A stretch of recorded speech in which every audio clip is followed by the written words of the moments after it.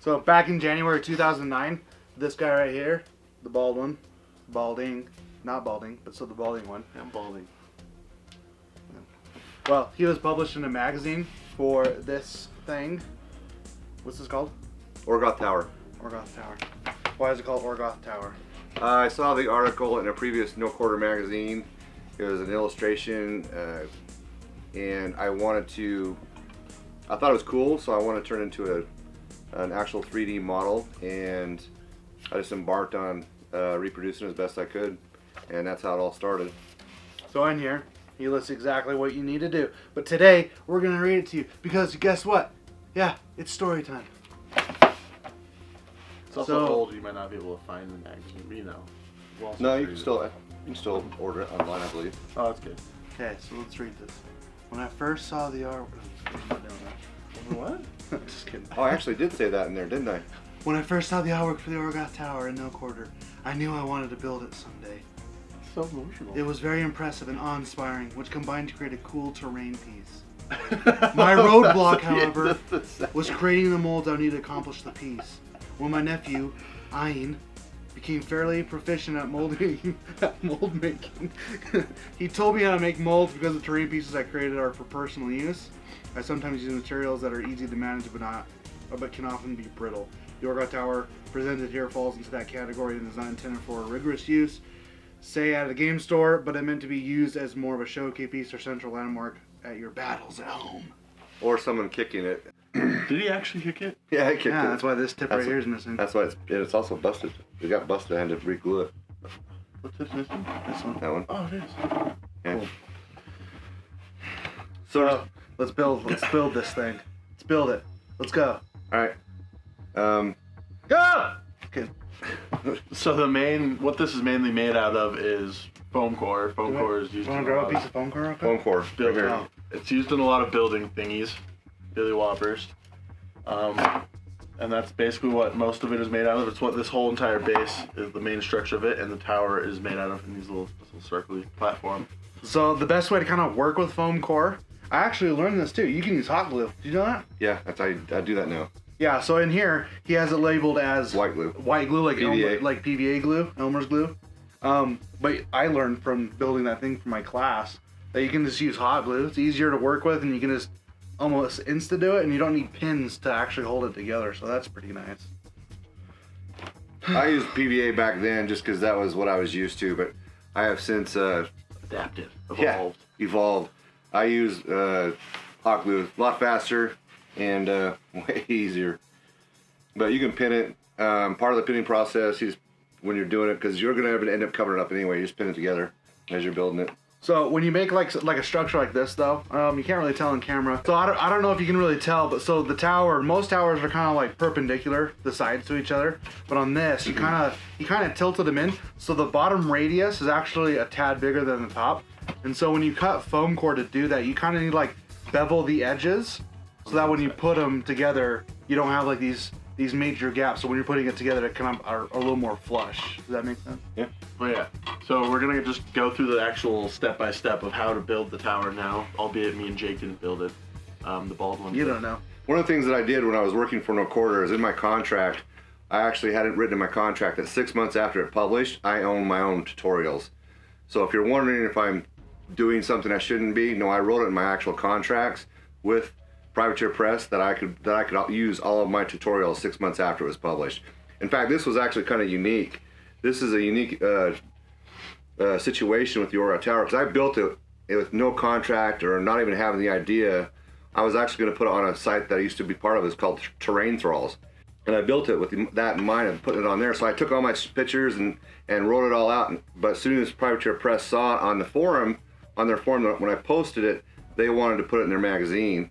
And they just asked me not to put any more pictures out there or anything else. So it was a unique situation, because most of the time when they do it, they want to have it, no one knows about it. But that was actually a unique situation where actually people knew about it before it was actually published in the magazine. Oh, and on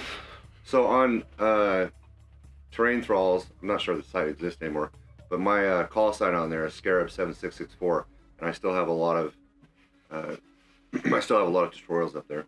But don't go there. Subscribe, like, comment, here. Hit the bell button With the notification bell. Oh yeah, that's what it's The called. ring-a-ding-ding. The So wrong it down. So basically, the core, like you said, is made out of foam core. All the basic structure. No water. I just slammed my tooth. You slammed your tooth. No water. Turn the page. Slammed it good. Oh, okay. Yeah, so this is like the square box bottom, and then if you see right here, there's actually a little ring that he puts the top dais on. Or it's a dais he puts the top tower on, I should say. And all of it's made out of foam core, except for these accessories and the moldings in the front, but we'll get to that in a second. So after you kind of like construct it, glue it together, whether that be PVA glue or that be hot glue, up to you. Don't use super glue. No signs. Just don't do it because I told you to. Why don't you use super glue? I don't know. Dry time. So can you Oh, use okay. wall Makes jointing sense. compound or can you use plaster? So, well, wall joining compound is just the stuff you like, just like it says. You just put it on there. There's also a wood putty that Elmer's has that's really good, and it's really good for stucco. You could do the same thing. That's just what I was used to at the time. I just used because I've been doing a lot of construction work. And the reason why you're using these materials is for a couple reasons. One, foam core, if you see here, it's a very slick surface, so a lot of things aren't really going to attach to it, like paint and things like that. And when you have stonework like this, a flat, smooth surface, doesn't look like stone. So when you're adding the plaster or the wall jointing compound or anything, or any sort of putty, it can give it that textured surface. And you also notice too that there's going to be chinks and there's going to be like Little nicks and stuff. little nicks and like imperfections in it. Because if it's perfect, it doesn't. That's not really That's what not real life. realistic. Yeah, like let's be real. So you can chink and you can make little divots and marks out of this plaster stuff. So when you're painting it, you can highlight those areas and it's like, oh, that looks like stone. And it's also just good overall because we all know that like paper, what is that, cookie cutter buildings and stuff like that's not great. So if you put in like the little, like if you put stuff over the foam core, you're able to now nick it and do things to make your building unique and not look like everyone else's building. So you can make it more specialized and personal. Okay, so now that we kind of got like the structural elements out of the way, we're gonna focus more on the carvings. You'll see carvings here in the front, these are, and then there's little faces all around the bases. But he was the one who did all that. It was one of my first attempts at carving. I'd never really carved before, and I just got sculpting clay and went to town on it and sculpted, and ended up casting using 2-part silicone, made a mold, and so I could cast it multiple times because the idea was to have more than one, and it was just easier that way instead of sculpting something and then baking it only have a one-off. And then all the pieces I sculpted out, and because it's a soft material, like on the top, there's grooves in the top pieces up here that I didn't have to actually put into the sculpt because I could carve them out later because it's plaster of Paris. It's a really soft material compared to something like Merlin's Magic or dental plaster. So to kind of define the process a little more, what my dad did, he got a flat piece of modeling clay. I don't know how thick it was. It was probably, a couple of millimeters thick. And then he carved the face, and then he poured the silicone material that you actually make the mold from. And he just used like Legos to make a barrier, and then you pour it in there, let it solidify, and then you take it out. And then once you're done with that, you can fill it with whatever material you want, whether it be resin, plaster of Paris, whatever you said, the Merlin's Magic. There's also too, I have another method that I do this casting now, or making the mold, making the container for something I've carved or something I'm going to do. It'll be in another tutorial. It'll be a cement. I'm making some bases out of cement that'll be broken earth, and I have that methodology in there. I'm using some foam core in that, but I'll go over that in that tutorial. So then once you have everything casted, you have the building made, you can attach it all kind of, I don't know, it says you just use normal glue on here. Once again, you can use hot glue. Yeah. So what you do, you just do it in whatever fashion you want. As you can see, you put it here as the door, and then there's faces all the way around. We'll get a close-up of that here in a second.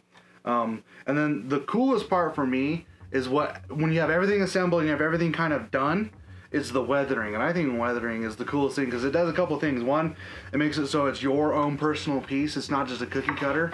It's your own style, your own flair. And then two, I think it just gives it a story. Yeah. Like, oh, I'm gonna add this rust mark here. Why is rust on a building? I don't know. You tell me. I don't know, you can kind of just develop your own story, and depending on what it is, whether you're doing role playing or you're playing any sort of tabletop game, you can customize it, the weathering and just the vegetation on it to whatever you're playing. You can also add graffiti too. There's a lot of things you can do depending on what your game system is. This was early on, and I do different techniques now. Actually, I do a little bit more weathering. But one of the key things on weathering a building like this is you have to think about this building is actually is outside, and so you layer like you would nature. Nature layers, and also along the bottom, there's more organic material because you have rainwater hitting the earth, splashing up. You have it's moist longer, so it can grow. So there's a lot of dirt. You go around and look at the outside of buildings and houses, you'll have the bottom of that house is a little bit dirtier. So you want to have that because the bottom of a building is not going to be clean. And so those are little techniques you can do to make it look more authentic and more realistic. So yeah, on this tower, he was going for a jungle-esque kind of look, and he made it so it was like covered in vines, and he made it so that there was foliage and whatnot all over it. The vines are actually made out of a burlap sack. He tore it into strips and then just took out what's burlap? Is that part? Yeah, Burlap so strings? it's like fiber, so it kind of goes like Yeah. this. Fiber. And if you just It's woven. separate it, you can just get out these cordage kind of things. Okay, then he also made the foliage out of toilet paper and Elmer's glue. For the leaves, or for the toilet paper, when he dipped it into the Elmer's glue, he already had mixed paint into the Elmer's glue. And so it makes it so like it'll absorb into it and make it look like it's not just painted on, but it actually looks like it's dyed green. It actually looks more green. One of the things too is after it's on there, you work it with a fine tool to give it that foliage look. This is actually a technique that is probably 30 years old. I saw it in an old diorama magazine, historical diorama magazine. So it's a really old technique. So that's just where I got that idea. I've been able to apply that same technique to several things. And that's one of the things we're hoping that you get out of this is when to the skill level, to some maybe overwhelming, to others it may be cake. We just hope you take something out of this that you can use and you can apply into your hobby, like the vines, the toilet paper, or whatever, or if you want to go whole hog on the whole thing. Yeah, that's just what we hope for people to get out of this. So I mean, the majority of it, it's not like my dad said, it's not the actual structure of it's not super complex. It's foam core and then glue. You glue it together. The three hardest things on this are going to be the molding and the casting of the separate pieces, the weathering, and then just making things look natural and random. Because humans, when they paint, when they do terrain, they like to have a system. It's just a subconscious thing that all humans have. It's just, okay, it's pattern, pattern, pattern, pattern, pattern. What you gotta do is just break that mentally, and you just gotta find that randomization. If something looks a little too perfect, just kind of smudge it, kind of move it, make things look random. So those are those main three things that you're gonna have to have practice with. And I mean, obviously, me and Ethan, we don't do this very often, so we can't say that, oh yeah, we've perfected it. But my dad, over a course of 40 years, has. And so you kind of just gotta play with it. See what weathering techniques look good. See what just looks good. And then the thing is too, is that if someone critiques your work, it's what you want. It's not what they want. So if you have a weathering pattern that you like, that looks random, that looks good, but someone else critiques it, I mean, you can always take that criticism, but ultimately it's your piece. It's not theirs. Which is good. So, Ow! When did you add that? We have to have a support in the middle, dude. Oh, I just stubbed my toe. Did you make this? No, well, yeah, you have to assemble. It's from my... Dick Sherlock. I was asking if you had made it yourself. No. Yes. So there's a big reveal I want to show you with this tower that's never been seen on the internet for 10 years. Flip it around. Boom. The foliage on the back never got finished. It's half done. But no one knew that because I never showed the back of it until now. And all my photographs and everything, the back's never been shown. But it's okay. Isn't it like lichen only grows on the west side? So that's your excuse. You can just say Is that lichen or is that moss? It's foliage. I think It's actually, guess what it is? Toilet paper. Eh. Suck it. I don't know. So anyway, yeah, I never got finished on the back, and I've never felt like finishing on the back. So Do you think you're ever gonna do another one? I have 3 other in the works. That's why I have this. Oh, so you're making more. You're making a bunch more. Yeah, I want to have a whole board. I want to have a board of several of them. Oh, cool. how long did it take you to make this the first time? To say how long it actually took, the structure of the actual foam core was easy because I've done a lot of foam core construction, so that was nothing as far as time wise. I can do that now. Well, now I can do it in a matter. I could build that structure probably in a half hour easy now because hot glue just When you did so it much originally, better. how long did it take? I had to wait for the glue to dry before I could take the pins out. So, but if you use hot glue though, then you don't have to have that drying time. no, It takes all of 20 seconds. the face probably took me a few hours to sculpt, and then obviously you have to, once you pour the silicone, you have to let it dry for at least 4 hours. So all being said and done, it took you how long to make the whole structure? With all the paint and all the Like 20 minutes. foliage, toilet paper. I'm just kidding. This will take them a half hour. I don't know, 20 plus hours, 30 20 plus hours, Okay. 30 hours. I don't know. I'm slower at some things than most people though, so Yeah, he's also probably a lot faster than most people as well. Well, he is So it also balances really out. good at this. Yeah. Balance. but it's fun. I hope you get something out of it, even if you don't want to build the whole thing or it doesn't fit your gaming style. And now you know how to build leaves out of toilet paper, though. Yeah, and if you ever have an emergency, you have toilet paper. That's a skill. What? That's a skill I didn't think I was ever gonna Well, have. it's gonna be crusty toilet paper, so. Oh, dude, man. Anyway, Comment, subscribe if we missed something. yeah, if you have any questions. Let us know. Yeah. Ask in the comments below. Yeah, if you have any questions, because I mean it's not super in depth. So like, comment, subscribe, do all those fantastical things. Hit that ring a ding ding bell. That's what I meant. The notification bell after you subscribe, so that they'll actually notify you. So when you're commenting, let us know what you think. Let us know what you guys want us to go in depth on, because I mean it's kind of a big thing to go over in just a video. So if there's something specific you want to see, let us know, and we can take care of it, address it. When I say we, it's that And- guy. yeah. And we'll just sit there making snarky comments. Basically, like I'm just sitting here as an amateur, and they're just talking, and I try adding on, and it's just So do that, and you'll be, I don't know. great. You'll be great. I was gonna say like blessed, but.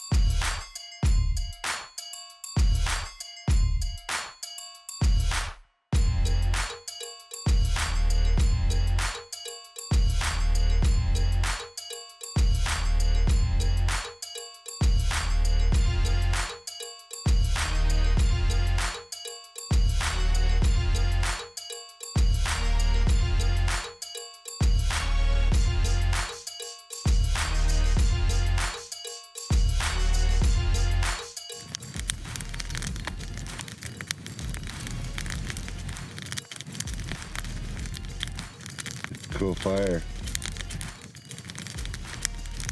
Southern Night.